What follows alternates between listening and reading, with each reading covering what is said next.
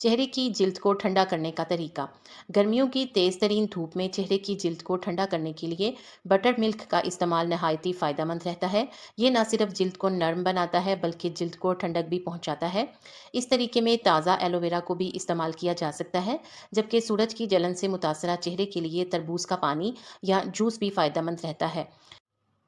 बढ़ती हुई उम्र के असरात को ख़त्म करने के लिए और चेहरे को जवान रखने का तरीका।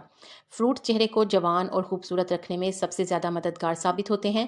चेहरे को देर तक जवान और पुरकशिश रखने के लिए केले, सेब, ऑरेंज और पपीते का मिक्सचर बनाकर चेहरे पर लगाएं।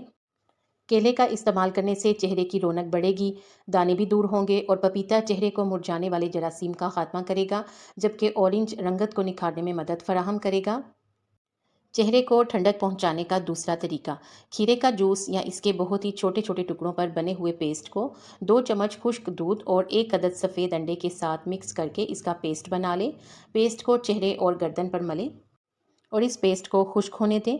खुश्क होने के बाद ठंडे पानी से धो लें।